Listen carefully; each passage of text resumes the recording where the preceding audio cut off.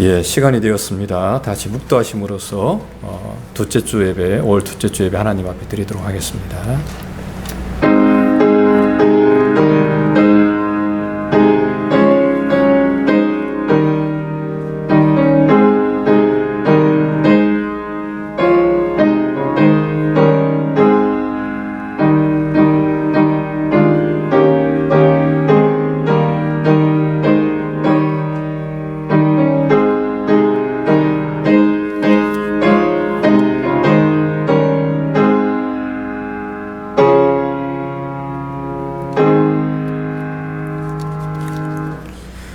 자녀들아 너희 부모를 주 안에서 순종하라. 이것이 옳으니라. 내 아버지와 어머니를 공경하라. 이것이 약속 있는 첫 계명이니 이는 내가 잘되고 땅에서 장수하리라.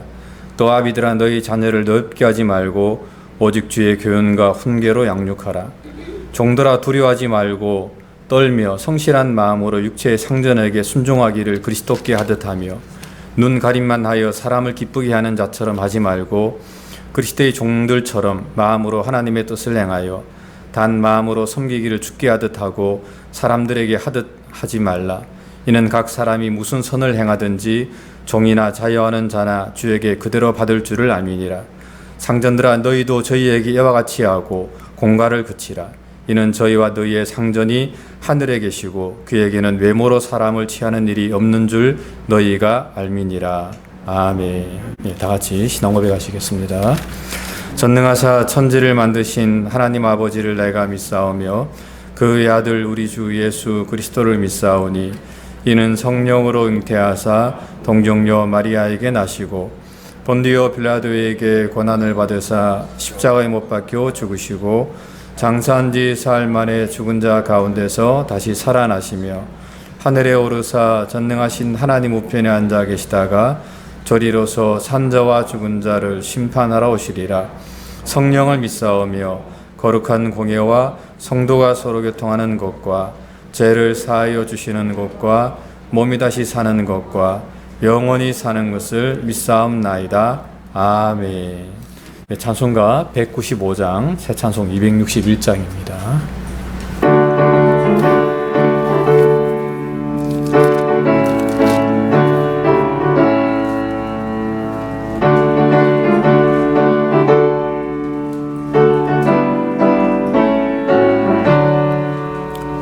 이 세상의 모든 죄를 밝히시는 주의 보혈 성자 예수 그 귀한 피 찬송하고 찬송하세.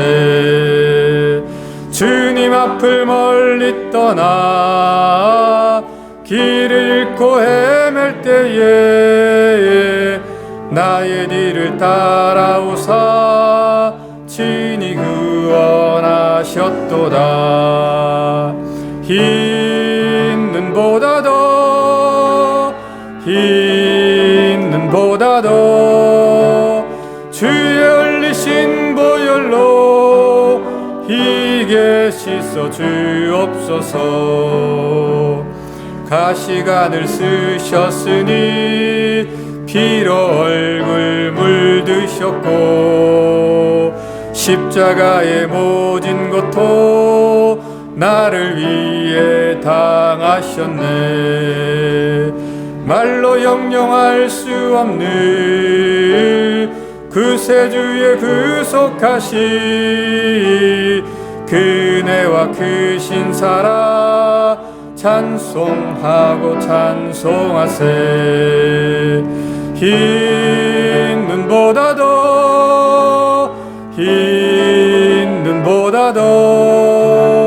주의 흘리신 보혈로 희게 씻어 주옵소서. 아버지를 멀리 떠나 바른 길을 저버리고 여러 가지 죄악으로 주홍같이 되었으니 물 같은 것 가지고는 씻을 수가 아주 없네. 주여 귀한 몸의 피로 날 정결 정결케 하옵소서. 있는 보다 더 주의 흘리신 보혈로 희게 씻어 주옵소서. 아멘. 오늘도 우리 가운데 함께 하셔서 우리가 하나님의 자녀이며 또한 택하신 백성임을 항상 생각하며 살아가도록 이끄시는 하나님께 감사와 찬송을 드립니다. 이 시간 하나님의 자녀된 기쁨과 감격으로 하나님을 찬양하고 예배하려고 이곳에 모였습니다. 우리의 예배를 받아주시고 진리의 말씀을 받는 우리들 모두에게 영의 양식으로 풍성한 은혜를 베풀어 주시옵소서. 지난 한 주간의 삶 가운데서도 우리의 생각은 하나님의 뜻을 따라 살기보다는 눈앞에 보이는 현실을 쫓아 살았음을 고백합니다. 회개하오니 주님, 우리의 믿음 없음을 불쌍히 여겨 용서해 주시고 우리들의 하루하루가 하나님 앞에서 항상 말씀에 순종하는 신실한 삶으로 인도해 주시옵소서. 이를 위하여 항상 말씀을 가까이 하고 그 뜻을 헤아려 삶으로 옮기고 때로 말씀을 이해하지 못할 때에도 기도 가운데 성령님의 음성에 귀 기울여 주님의 권고하심에 더욱 민감한 성도들로 살아가도록 인도해 주시옵소서. 이곳에 은혜와 진리 교회를 세워주시고 선한 공동체로 자라나게 하심에 감사를 드립니다. 하나님을 따르는 성도들의 삶이 주변 이웃들에게 본이 되고 그 선한 영향력으로 인하여 하나님의 나라가 확장되고 믿지 않던 영혼들이 하나님께 돌아와 구원에 이르는 교회로 쓰임받도록 도와주시옵소서. 교회로 부르신 각 지체들의 건강과 안정을 지켜주시고 이제 활동이 제한된 시간을 지나고 예전의 삶으로 돌아갈 때에도 우리들의 믿음은 이 고난을 통과한 자의 모습으로 굳게 서서 어떠한 환경에도 말씀과 기도로 승리하는 성숙된 성도들로 붙잡아 주시옵소서. 아직도 세계 각처에서 기승을 부리는 코로나의 세력을 잠잠케 해주시고 특별히 그 가운데서 투병 중에 있는 선교사님들을 치유해 주셔서 그곳에서의 복음 전파와 계획한 사역들이 흔들리지 않도록 붙잡아 주옵시고 이제 복음의 씨앗이 갓 움트는 곳에서도 하나님의 역사로 인하여 하나님의 나라가 더욱 굳건해질 수 있도록 지켜주시옵소서. 오늘은 어머니 날을 맞아 어머니 주일로 섬기고 있습니다. 하나님께서 각 가정에 보내신 어머님들의 섬김을 축복해 주옵시고 그들에게 베푸시는 특별한 은혜로 인하여 자녀들의 믿음이 모태로부터 준비되게 하시고 어머님들의 기도로 인하여 지혜가 자라고 믿음이 굳건해져서 하나님의 이름을 드높이는 사람으로 성장하도록 역사해 주시옵소서. 얼마 전에 어머니를 먼저 보내신 임경수 선교사님의 유족과 그 선교사님에게도 하나님의 위로를 더하여 주시옵소서. 이 시간 하나님의 말씀을 풀어 전하실 목사님께 성령님 함께 하셔서 그가 준비한 말씀을 완전히 전할 수 있도록 지켜주시고 말씀을 받는 모든 성도들에게도 성령님 함께 계셔서 각자에게 주시는 하나님의 말씀을 마음에 새겨 그 말씀을 가지고 살아갈 뿐 아니라 그 삶을 나누며 교제하는 모든 이들에게 풍성한 은혜를 끼치는 소중한 삶으로 인도해 주시옵소서. 예배를 준비하신 두 분 목사님과 사모님들의 수고를 기억해 주옵시고 오늘도 우리 예배에 함께 하신 하나님께만 영광 돌려드리기를 원하오며 이 모든 말씀을 우리 죄를 위하여 십자가에 돌아가신 예수님 이름으로 기도드립니다. 아멘.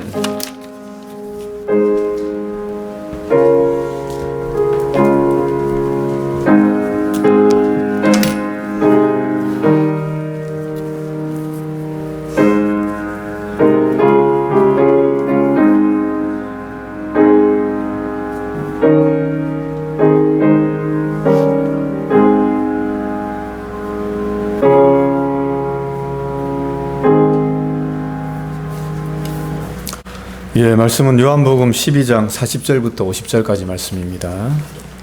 한 절씩 교독하겠습니다. 저희 눈을 멀게 하시고 저희 마음을 완고하게 하셨으니 이는 저희로 하여금 눈으로 보고 마음으로 깨닫고 돌이켜 내게 고침을 받지 못하게 하려 함이니라 하셨음이더라.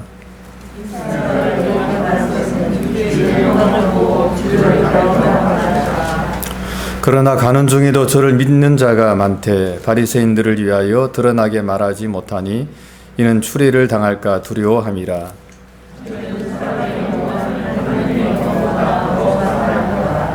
예수께서 외쳐 가라사대 나를 믿는 자는 나를 믿는 것이 아니요 나를 보내신 이를 믿는 것이며 나는 빛으로 세상에 왔나니 무릇 나를 믿는 자로 어둠에 거하지 않게 하려 함이로라.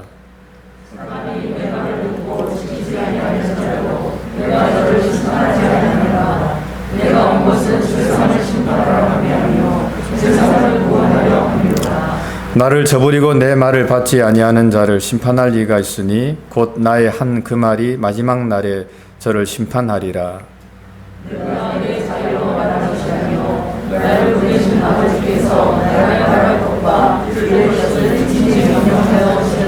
같이요. 나는 그의 명령이 영생인 줄 아노라. 그러므로 나 이르신 것은 내 아버지께서 내게 말씀하신 그대로 이루노라 하시더라. 아멘. 네, 하나님의 명령인 영생이란 제목으로 말씀 전해 주시겠습니다.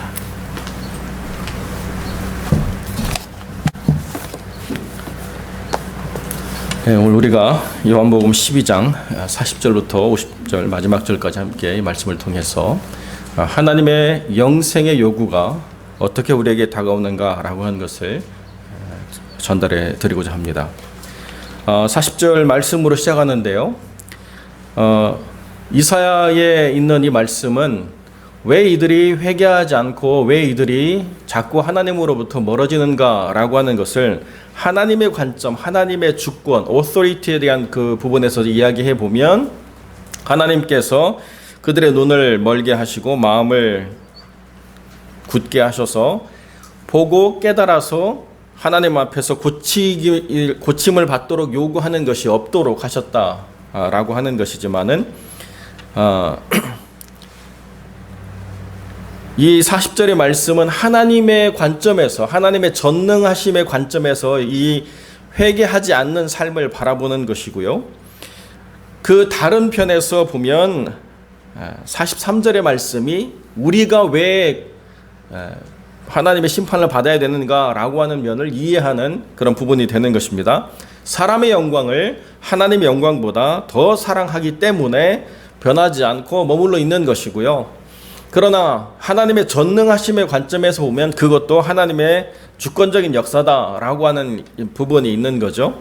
그래서 우리는 하나님의 주권을 고백하는 그런 신앙의 전통 위에 있기 때문에 모든 것이 하나님의 예정하심과 하나님의 그 뜻 가운데서 구원받을 자를 정하셨다 이렇게 우리가 고백하지만 그러나 다른 한편에서 보면 그러면 정함을 받지 않는 자들은 그럼 하나님이 미워가지고 그들을 죽이기로 작정하셨는가라고 하는 질문을 하게 되는데 그들이 하나님의 공정성에 대해서 의문을 제기할 수 없는 가장 중요한 이유가 뭐냐라고 이야기하면 그들 내면에 하나님의 영광을 사람의 영광보다 더 사랑하지 않는 분명한 자기의 죄의 문제를 바라보기 때문에 하나님이 그렇게 하셨다라고 해서 하나님이 죄 없는 자들을 지옥으로 보내시는 것이 아니고 죄라고 하는 관점에서 보면 다 자기가 그 죄에 마땅한 형벌을 받아야 되는 삶이라고 하는 것을 보기 때문에 우리가 하나님의 예정과 구원이라고 하는 것을 한편에서 이해해 보면 공정의 문제로 이해하게 될 때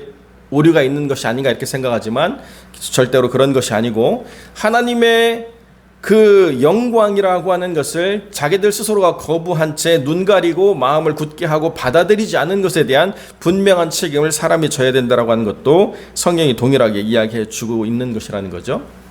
그러니까 하나님께서 우리에게 요구하시는 것, 여기 명령이라고 하는 이 단어는 요구함이라고 하는 것으로도 같이 번역이 되는데 영생, 영원한 생명을 하나님께서 우리에게 허락하시고 그것을 드러내라고 말씀하실 때에 하나님의 말씀을 받고 그 뜻대로 순종함으로 하나님 뜻 안에서 살아간 영혼들은 영원한 생명이라고 하는 것이 스스로 이렇게 발현하게 되지만, 그러나 주님께서 영원한 생명의 씨앗을 주셨음에도 불구하고 그것을 관리하지 않고 그것을 좋은 밭으로 만들어서 뿌리 내려서 열매 맺게 하지 않은 영혼들은 거기에 대한 합당한 대가를 지불해야 된다라고 성경이 지금 이야기해 주고 있는 것입니다.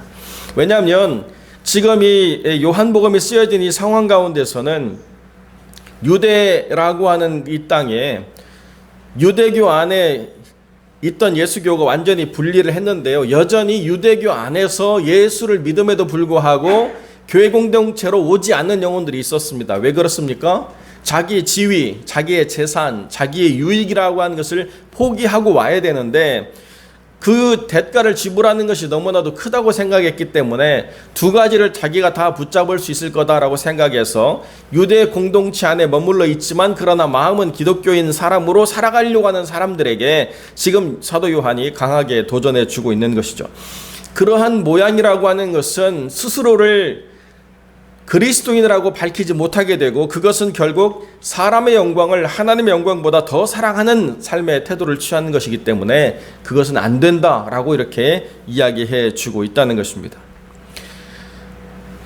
유대 공동체 안에 영원한 생명을 주겠다라고 하는 가짜들이 굉장히 많았거든요. 그래서 예수님이 과연 그리스도인가에 대한 많은 질문들을 하게 되고 그들이 생각하는 그리스도 되심이라고 하는 것에서 그들이 어떤 기준을 가져야 되는가에 대한 많은 혼란들이 있었던 것도 사실입니다. 그러나 정말 중요한 것은 이미 주님이 여러 기적으로 하나님의 능력을 드러내셨고 하나님의 영광에 거룩한 것들을 표현하셨을 뿐만 아니라 이제 그 모든 기적이라고 하는 것으로 증명될 수 없는 또 다른 하나님의 대속적인 희생을 통한 생명이라고 하는 것을 드러내게 될 때야 비로소 완전한 구별이 있기 때문에 이들이 그 가운데서 혼란스럽게 있는 것은 한편으로는 우리와 동일한 약점을 가진 모습들이죠. 그럼에도 불구하고 여전히 주님을 비교급으로 이해해서는 하나님의 영광을 이해할 수 없다는 것입니다. 하나님의 영광을 정말 소중한 것으로 여긴 사람들에게 있어서는 주님을 주님으로 받아들이고 그리스도로 고백할 수 있는 분명한 근거들이 너무나도 많이 있기 때문에 궁극에서는 하나님이 나에게 뭘 더 해주지 않았기 때문에 내가 이런 것 아닙니까? 라고 우리가 변명할 수 없는 것이 내 안에서 하나님에 대한 그 간절한 기대와 바람, 하나님의 영광을 비교가 아닌 최상으로 놓고 가장 귀한 것으로 여기는 사람들만이 확인할 수 있는 예수님의 주되심, 그리스도 되심이라고 하는 것을 우리가 분명히 확인할 수 있다는 것이죠. 여러분, 혹시 시골에서 벌통을 이렇게 관찰해 보신 일이 있습니까? 제가 베이커스필드를 이사 오기 전에도 여기를 지나갈 일이 있었는데 보면 벌통이 꽤나 많이 있더라고요. 옛날에는 양봉업자가 돈을 내고 과수원에 들어가서 벌통을 갖다 놨는데요. 요즘은 과수원 사장이 양봉업자한테 돈을 주고 와서 벌을 좀 놔달라고 요구하는 세상이 되어버렸습니다. 많이 바뀌었죠. 여러분, 세상에서 가장 편한 인생이 여왕벌 아닙니까? 편하게 앉아가지고 로얄 젤리만 먹고 벌만 낳아주면 되고, 제일 불쌍한 게 일벌인데요. 여자로 태어났지만 평생 일만 하다가 죽는 것이 일벌이고요. 숫벌은 뭐냐? 숫벌은 오직 애를 낳기 위해서 존재하고 애를 낳게 하는 도구로 쓰인 이후에는 다 죽어버리는 게 숫벌이죠. 여러분, 그런데 여왕벌을 누가 결정하는지 아세요? 여왕벌 타고나나요? 여왕벌은 일벌들이 그 애벌레에 로얄 젤리를 계속 먹이면 이게 여왕벌이 돼요. 그래서 여왕벌이 시들시들하다 그러면 일벌들이 여왕벌을 죽여버리고 자기들이 키우는 여왕벌 애벌레를 하나를 이렇게 여왕벌로 만들어가지고 다시 또 여왕벌로 해서 이 벌의 커뮤니티가 공존하게 하는데요. 가끔씩 반란이 일어납니다. 일벌이요, 자기가 여왕벌이 되겠다고 여왕벌을 죽이고 자기가 로얄 젤리를 먹어요. 그러면 이 일벌도 여왕벌처럼 새끼를 낳게 됩니다. 여러분, 그런데요, 일벌이 된 상태에서 로얄 젤리를 먹고 새끼를 낳으면요, 다 숫벌만 만들어져요. 그래가지고 꿀을 따라가지 않아요. 이 숫벌은 가져온 그 꿀만 다 뺏어 먹고 일을 하지 않는 거예요. 그러니까 점점 일벌이 생산이 안 되고 숫벌만 생산이 되니까 벌이 점점 없어지죠. 일하는 벌이 없어져요. 꿀이 없습니다. 그리고 숫벌이 태어난 그 방에는요, 그 방이 커져가지고 일벌의 애벌레를 갖다 놓을 수가 없어요. 그러니까 양봉업자 입장에서는 벌집이 다 망가지는 거예요. 그래서 양봉업자가 여러 가지로 많은 것을 관리해야 되지만 제일 중요한 게 뭐냐면 여왕벌을 죽이고 자기가 여왕벌 되려고 하는 일벌이 태어나지 않도록 하는 게 제일 중요해요. 안 그러면 그 벌통이 다 폐사가 되기 때문에. 일벌도 로얄 젤리를 먹으면 새끼를 낳지만 그러나 결국 그 결과는 뭐냐? 공동체의 멸망이죠. 아무도 꿀을 따라가지 않고 다 바닥 꿀만 나눠 먹다가 죽어버려요. 그렇기 때문에 여왕벌이 반드시 존재를 해야만 그 공동체가 살아가죠. 생명이 태어나지만 어떤 생명을 태어나게 하느냐가 중요한데, 생명을 태어나게 해서 그 공동체를 유지시키는 기능이 있는 존재가 있어야 그 생명체라고 하는 게 유지가 된다는 것입니다. 쓰잘데기 없는 숫벌 아무리 많이 태어나도 그 공동체는 의미가 없어요. 어머니 날에 제가 아버지를 비판하기 위해서 하는 얘기는 아니고요. 벌의 공동체는 그런 거죠. 여러분, 그 교회 공동체는 어떻습니까? 교회 공동체라고 하는 것은 하나님의 말씀의 요구인 영생에 반응하는 사람들이 모여 있는 것이 교회 공동체예요. 그래서 이 교회 공동체의 말씀을 먹고 자라서 그 말씀으로 말미암아 영원한 생명의 가치를 드러내는 사람들이 또 다음 세대에 영원한 생명의 가치를 전달해 줄 수 있는 힘과 의미를 갖게 되는 것이죠. 그러니까 주님께서 허락하신 이 하나님의 거룩한 사명을 받아서 우리가 그것을 어떻게 전달하느냐라고 이야기할 때에 주님이 그 유대인들에게 말씀하셨던 것처럼 나를 보는 자는 나를 보내신 이를 본 것이다 라고 이야기한 것처럼, 이제 세상 사람들에게 우리가 어떻게 이야기해야 되냐면, 여기 주님의 명령으로 허락되어진 영원한 생명이 우리 안에 있기 때문에 우리를 보는 것은 뭐예요? 우리를 영원한 생명으로 인도하신 하나님을 보는 것이다 라고 말할 수 있는 교회 공동체가 되어야 된다라고까지 요한이 이야기하고 있다는 것입니다. 그러니까 그냥 교회에 나와서 예수 믿어주는 것으로 신앙생활에 마침 있는 것이 아니라 그 신앙생활이 어디까지 성장이 되어야 되느냐라고 이야기할 때 그 교회 공동체 안에 있는 영원한 생명의 가치를 내가 느끼고 경험되어지게 하는 것과 그 영원한 생명의 가치를 보는 모든 사람들이 이들을 존재하게 하신 이가 하나님이시구나라고 하는 것을 알게 하는 것까지로 교회 공동체가 변화되어야 된다라고 이야기해 주고 있다는 것입니다.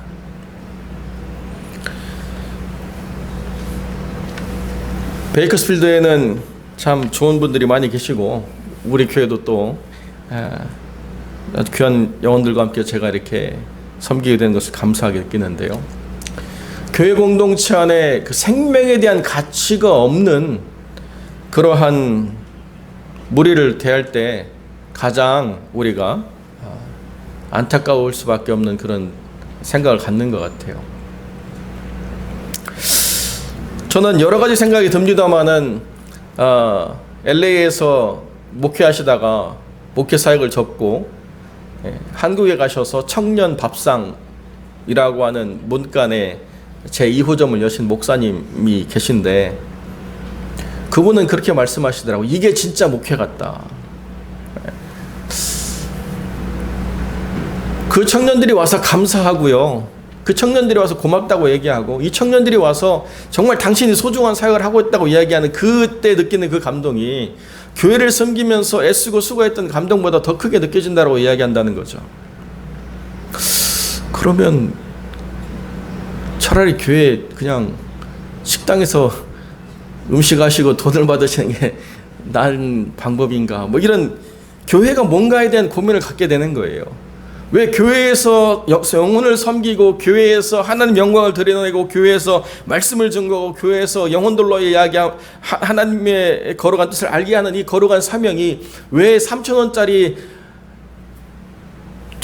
돼지국밥을 김치찌개를 파는 것보다 더 가치가 없는 것이 되었는가에 대한 고민을 해야 되는 시기를 우리가 살고 있지 않나 하는 생각이 드는 거죠. 교회는 어떤 곳이냐? 생명으로 생명을 전하는 소중한 가치를 드러내는 공동체입니다. 그렇기 때문에 교회 공동체 안에 들어오면 우리가 무엇을 보게 되느냐? 하나님의 영광의 거룩함이라고 하는 것에 우리가 반응하게 되어 있다는 거예요. 사람의 영광이라고 하는 것들은 별로 드러나지 않게 되고 교회 안으로 들어오면 하나님의 영광이라고 하는 것에 우리가 압도당하고 하나님의 영광을 맛보고 하나님의 영광을 더 사모하게 되고 하나님의 영광을 어떻게 담아낼까에 대한 거룩한 고민들을 하게 되는 것이 바로 주의 공동체라는 것입니다.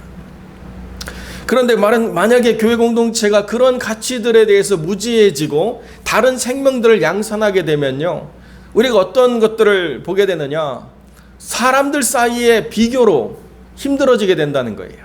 사람들 사이의 자랑과 사람들 사이의 높아짐과 사람들 사이의 우월함으로 인해서 우리가 점점 주눅들고 힘들어지는 것이 교회가 될 수밖에 없다라고 우리가 이야기하게 된다는 것입니다. 그렇기 때문에 우리가 늘 경계해야 되는 것이 무엇이냐?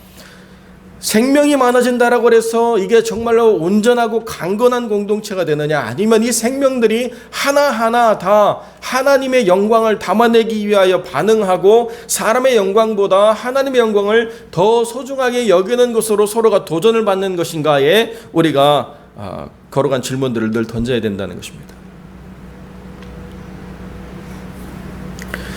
잠깐 드리는 이 예배의 시간들을 통해서 우리의 영혼이 어떻게 바뀌는가를 우리가 눈으로 보고 우리가 귀로 듣고 실질적으로 뭔가를 체험하는 방식으로 하나님 우리에게 간섭하지 않기 때문에 나는 것인지 뭐가 새로워지는 것인지 뭐가 어떤 것인지를 우리가 우리의 육적인 것으로는 하나도 느낄 수 없지만 중요한 한 가지는 뭐냐면 우리가 하나님께 속해 있다라고 하는 것을 분명하게 깨닫게 되는 그 모멘텀 순간이 있는데, 그때는 언제냐? 사람의 영광으로 누가 드러나게 될 때 별로 그것이 부럽지 않다는 거예요.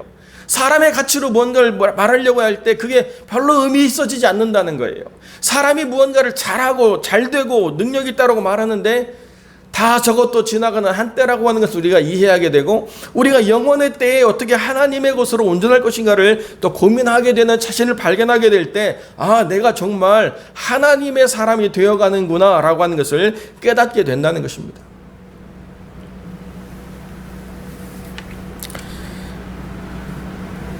어떤 목사님이 그런 간증 비슷한 말씀을 설교 중에 하시는데요, 자기가 여러 성도들의 차를 탈 때가 있는데 좀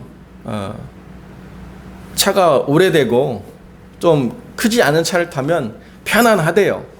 누가 이렇게 끼어들어도 다 자기가 양보가 되고, 자기는 운전하지도 않지만 다 허락이 되고 그냥 그 가는 길에 그냥 성도와의 얘기에 집중하게 된대요. 그런데 막 최고급 차를 타면 누가 이렇게 끼어들어도 자기를 이렇게 불편하게 하는 마음이 든다는 거예요. 내 차도 아닌데 내가 얻어 타고 가고 있는데요, 자기가 가는 길에 편안함이 깨어지더라는 거예요. 야, 이게 성도들이 얼마나 이런 삶에 노출될까를 자기가 생각했다는 것입니다. 목사인 나도 끼어드는 것이 불편한데 그걸 가지고 살아가는 성도들은 얼마나 다양한 삶의 불편한 감정들을 겪을까, 뭐 이런 이야기를 하더라고요. 그 이야기를 들으면서 저도 생각나는 일화가 있는데요, 부흥회 강사분을 모셔가지고 점심 식사를 대접한다고 한 분이 얘기하셔서 그분과 식사 시간을 찾았는데요, 이분이 저 최고급 차를 가지고 오셨어요. 뽑은 지도 얼마 안 됐대요. 그래가지고 우리는 식사 마치고 다시 돌아가서 할 일이 많은데 차를 몰더니 말립으로 빠져가지고, 아니 그냥 거기서 먹어도 되는 걸 산타 바바라까지 올라가가지고 시간 다 지나서 먹었는데 또 그 횟감이 신선하지 않아가지고 이분이 또 체해가지고 그냥 기운이 빠진 시간을 겪고, 저는 밤 10시에 들어와가지고 또 주일 준비하느라고 막 새벽같이 일어나서 준비하고, 그분의 기쁨은 이런 차를 당신들이 언제 타보겠어 뭐 이런 것 같았어요. 솔직한 얘기로. 영적인 대화도 별로 없었고요. 갔다 오고 가는 시간이 너무 힘들었고 지쳤고 힘들었던 그 시간들이 생각이 나요. 하나님의 교회에 우리가 오는 것은요, 우리가 어떤 존재로 살아가느냐에 대한 우리의 자기 증명은 사실 아니고, 하나님이 우리에게 어떻게 행하셨는가에 대한 거룩한 가치를 서로가 확인하는 가운데 우리에게 가장 소중한 분이 하나님이시구나라고 하는 것을 우리가 말할 수 있게 되는 것, 거기에 있는 거죠. 좋은 차를 타고 좋은 집을 갖는 게 감사한 일이고, 그리고 그 안에서 하나님을 더 깊이 발견하는 것은 정말 지혜 있는 자의 삶입니다. 그런데 그것이 아니라 나의 소유가 곧 내가 되고 내 자랑이 되고 나의 의미가 되면 하나님이 허락하신 그 모든 것들을 스스로가 어리석게 만드는 것이라고 하는 것을 우리가 생각해야 된다는 거죠. 우리는 늘 무언가를 비교하며 살아가고 있습니다. 우리는 늘 언제나 무언가의 그 비교를 당하고 살아가고 있죠. 사람의 영광과 하나님의 영광이라고 하는 것이 얼마나 치열하게 우리 속에서 싸움을 일으키는지 이루 말할 수가 없습니다. 그럼에도 불구하고 우리가 하나님의 영광을 자는 메저가 없기 때문에 그 하나님의 영광에 대해서 점점 둔감해질 수밖에 없다는 것이죠. 그래서 우리가 교회 공동체로 모일 때에 영적으로 깨어있는 사람과의 교제가 중요하고요. 우리가 흩어졌을 때 하나님의 말씀을 읽고 묵상하고 우리가 하나님 앞에 개인적으로 기도하면서 우리가 어떠한 상태에 있는가를 확인해 나가는 것이 그래서 소중하다는 거예요. 그렇게 우리가 얼굴을 바라보면서 주름 하나에 민감하고, 그렇게 우리가 체중계 올라가서 그 그램수 하나에 민감한데 정말 우리 영혼에 대해서는 얼마나 우리가 민감한가. 뭐 오랜만에 성도를 만나면 목사님 요즘 잘 드셨나 봐요. 뭐 목사님 요즘 편안하신가 봐요. 막 이런 이야기가 칭찬이 아니고 부담으로 들릴 상황인데요. 그렇게 우리는 눈으로 보고 판단하는 것에 우리 민감하면서 우리 영혼의 가치에 대해서는 누가 그것을 이야기해주면 신앙의 큰 불편함으로 생각하는 경우가 있는 것이 우리에게 있어서 굉장히 큰 약점이죠. 어떤 얼굴로 나타났든지 그 영혼에 대해서 우리가 바르게 이야기해주고 그 영혼이 어떻게 온전해지는가를 받아들이는 것이 사실은 생명을 더 온전하게 이끌어가는 방식인데도 불구하고 그런 이야기를 할 수 없고 그런 이야기가 불편해진다고 하는 것은 우리 스스로 굉장히 위험하게 만드는 부분이 될 수밖에 없는 것입니다. 주님께서 이런 이야기를 하도 시달리셨기 때문에 이게 주님이 잡히시기 전날이 이뤄진 날인데요. 36절에서는요. 그 수많은 사람들의 무지한 대화 속에서 너무 주님이 지쳐가지고요. 스스로 숨으셨어요. 그런데 그 숨으신 주님께서 더 그 자기를 감출 수 없고 그 안에서 불붙듯 일어나는 그 성령의 강한 메시지가 뭐냐? 정말로 이 생명을 받아야 된다라고 하는 이 강렬한 강권하심이 주님 안에 타오르기 때문에 다시 나타나셔서 44절에 보면 주님이 외쳐가라 사대라고 이야기하고 있다는 거예요. 나를 믿는 자는 나를 믿는 게 아니고 나를 보내신 이를 믿는 것이다. 그 무지한 사람들과의 대화 속에서 얼마나 마태복음을 보면 시달렸는지 이루 말할 수가 없는데요. 주님이 잠깐 쉬셨다가 다시 나오셔서 그 무지한 사람들에게 또 외쳐서 가르치시는 거예요.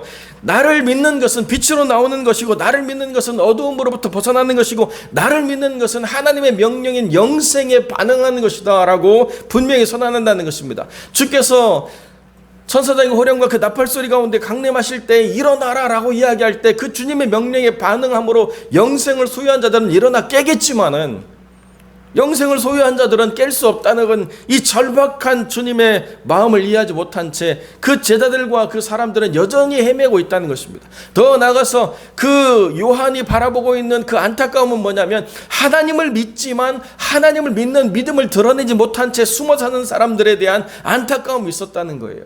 왜 하나님을 믿는다고 말하지 못하는가? 왜 하나님을 섬긴다고 드러내지 못하는가? 지금 누리고 있는 게 얼마나 잠깐인데, 지금 붙잡고 있는 게 얼마나 허무한데, 지금 소유하려고 애쓰는 게 얼마나 스스로를 망치는 것인데 왜 거기 머물러 있는가라고 하는 것에 대한 안타까움이 주님을 이해한 요한의 관점에서 그 관원들을 바라볼 때 너무나 타올랐다는 거예요. 주님을 믿는다라고 하는 건요, 프로페스, 사람들 앞에 고백되어진다는 거예요. 이 프로페스라고 하는 게 입교란 말이잖아요. 그죠? 근데 프로페셔널이란 말은 들어봤어도 프로페스란 말은 우리가 잘 안 듣죠. 전문가가 뭐냐? 자기 신앙을 대중 앞에서 공식적으로 공증한 사람이 전문가예요. 그런데 그런 전문가는 세상이 원치 않죠. 전문가라고 하는 것은 자기들이 준 권위, 자기들이 인정받은 리그에서의 어떤 커리어, 이런 것들로 전문가를 만들어버리기 때문에 신앙의 전문가라고 하는 개념을 우리가 상실해가고 있지 않나 생각이 들어요. 우리는 믿음을 세상 앞에서 드러냄으로 말미암아 적어도 믿음에 관한 한 내가 말할 분명한 나만의 고백이 있는 것이다 라고 이야기한다는 것입니다. 하나님이 누구이신가에 대해서 내가 모든 걸 다 말할 수 없지만 나에 관한 것은 내가 분명히 이야기해 줄게 라고 이야기한다는 것입니다. 하나님이 어떻게 살아계시냐고, 내 인생 가운데 하나님이 이렇게 하셨어라고 하는 분명한 증거를 내가 이렇게 말해주겠어라고 분명히 이야기할 수 있다는 것이죠. 내 삶을 돌이켜볼 때에 내가 무엇을 가지고 자랑할 것인가라고 이야기할 때 사람의 영광으로는 나는 자랑하고 싶지 않고 하나님의 영광으로는 자랑할 거리들이, 나는 가난하지 않아, 나 이렇게 궁핍하지 않아, 나 이렇게 옹색하지 않아, 적어도 하나님의 영광에 관한 한 난 누구에게도 부끄럽지 않아 라고 이야기할 수 있는 삶이 되어야 된다고 요한이 그 성령의 감동을 통해서 이야기하고 있다는 것입니다. 그래서 사도 요한은요, 주님이 받으시는 고난의 모든 여정을요, 아버지께로 돌아가는 길이라고 이야기하지, 주님이 고난 받으시고 주님이 수욕당하시고 주님이 어려우시고 이런 이야기 하지 않는다는 거예요. 큰 스펙트럼에서 보니까 분명히 미시적인 관점에서는 그것이 맞지만은, 그러나 큰 관점으로 바라보니까 그건 별로 주님이 강조하고 싶었던 게 아니라는 거예요. 그것도 복음 안에서 이야기돼야 되지만 정말 중요한 게 뭐냐, 우리가 살아가는 모든 여정이라고 하는 것은 하나님의 영광이 드러나게 될 때 그 영광 아래 의미 있는 것은 아무것도 없고 오직 우리가 함께한 하나님의 영광만이 진짜로 참되고 가치가 있구나 라고 하는 것을 보게 된다는 것입니다.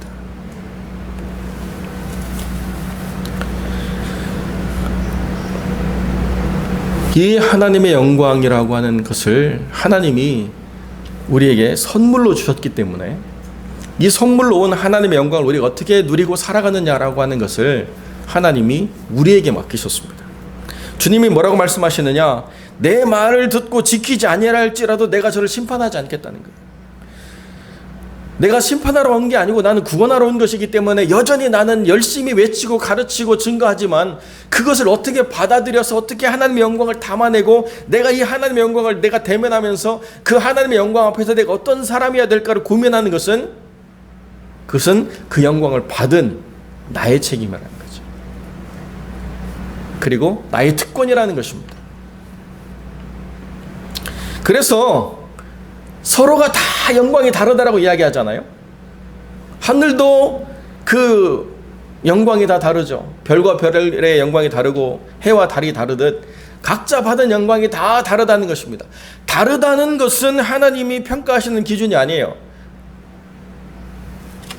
그러나 그 영광이 없다는 것은 위험하다는 것이죠. 다른 것은 오히려 특별한 것입니다. 그러나 그 다름을 어떻게 표현해내는가라고 하는 책임을 주님은 우리에게 물어보신다는 거죠. 참 사람마다 살아온 삶의 경험과 또 관점이 다르기 때문에 자기가 중요하게 생각하는 것들이 다 이렇게 있는데요. 자기가 중요하게 생각하는 것이 채워지면 그 나머지 것들은 괜찮아라고 하는 허용이 될 때가 참 많이 있습니다. 그런데 무엇을 수용하고 무엇을 허용하고 무엇을 우리가 의미 있게 바라볼 것인가라고 하는 것에서 그 관점을 하나님께로 옮기는 작업을 우리가 믿음의 성숙이라고 이야기한다는 거죠.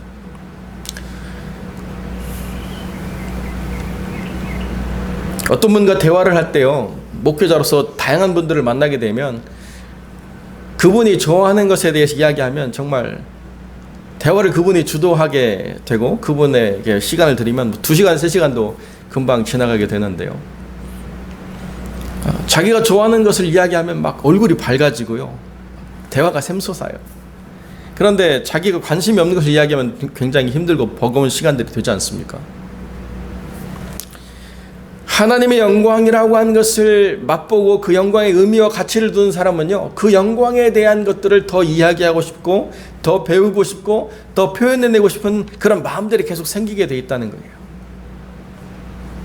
그런데 그런 것이 아니면요, 다른 것으로도 내가 즐거움을 찾을 것들이 너무 많고 너무 바쁘기 때문에 하나님의 영광에 마음과 시간을 둘 것들이 점점 얇아지고 약해질 수밖에 없다는 것입니다.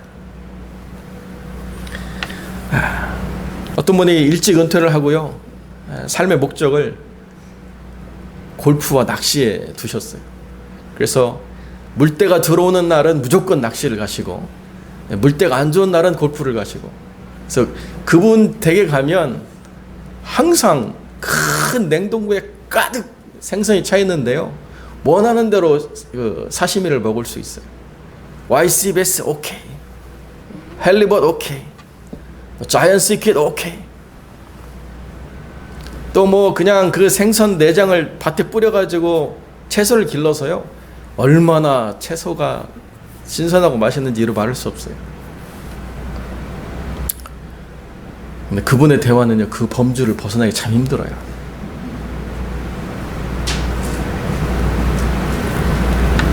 내가 하나님의 영광을 담아내면요, 그 영광에 반응하고 그 반응을 즐겨하는 사람들끼리 가까워질 수밖에 없습니다.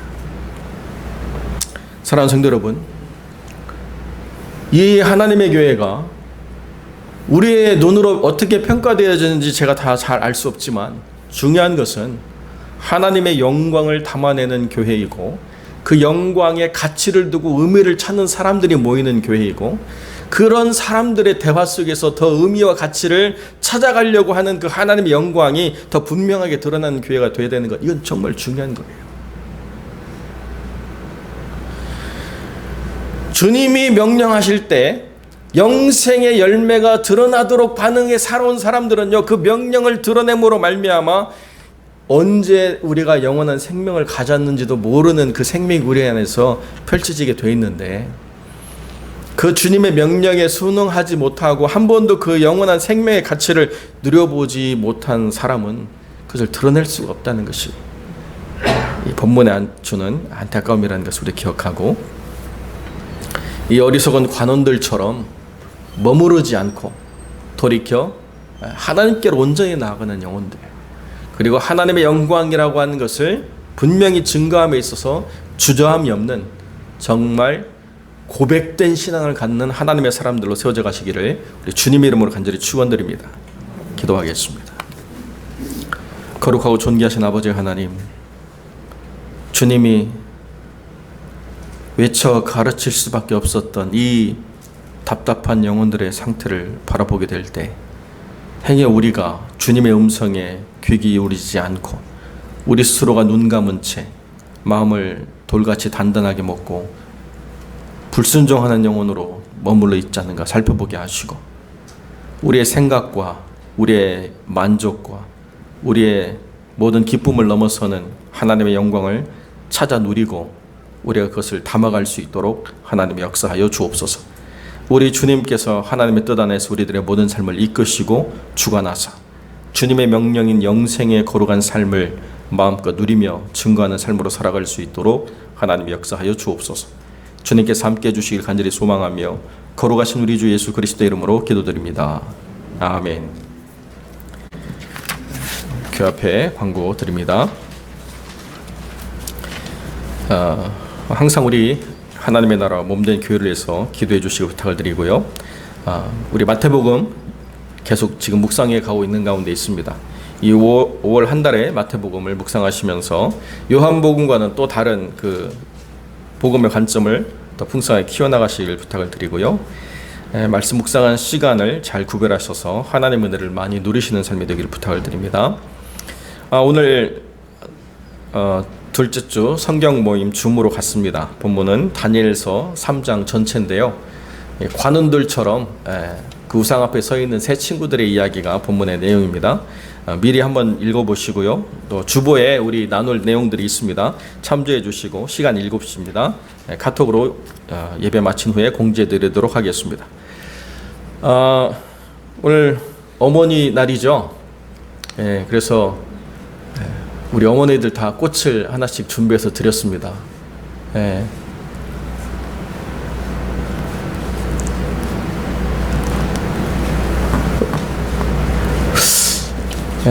저희가 해마다 이렇게 준비하면서 항상 올해는 좀 뭔가 새로운 게 없을까 이렇게 고민하게 되는데요. 그래도 어제 밤늦게까지 준비한 것들이 우리 어머니의 마음에 위로가 되고 또 기쁨이 됐으면 하는 마음입니다. 우리 해피 마더스데이는 우리 목사님 먼저 선창하셨으니까 우리 어머니들 우리 박수로 한번 격려하도록 하겠습니다. 감사합니다. 해마다 우리 남전도에서 우리 어머니를 대접하는 뜻깊은 날들이 있었는데요.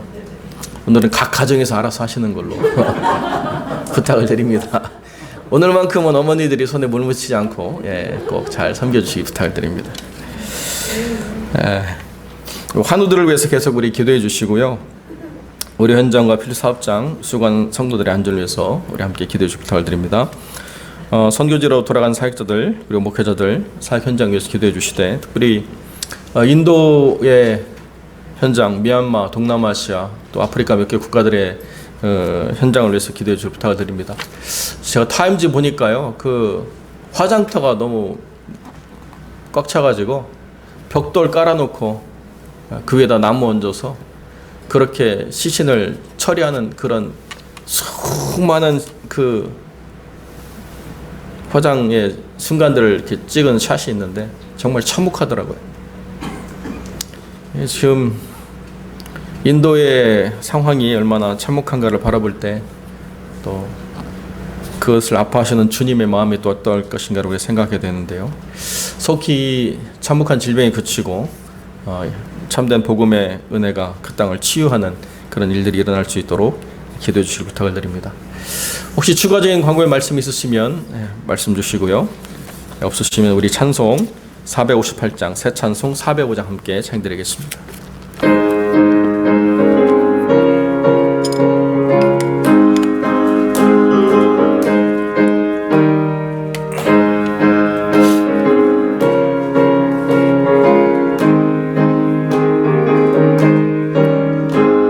주의 친절한 팔에 안기 세우리 마음이 평안하리니 항상 기쁘고 복이 되겠네 영원하신 팔에 안기세 주의 팔에 그 크신 팔에 안기세 주의 팔에 영원하신 팔에 안기세 날이 갈수록 주의 사랑이 두루 광명하게 비치고 천성 가는 길 편히 가리니 영원하신 팔에 안기세 주의 팔에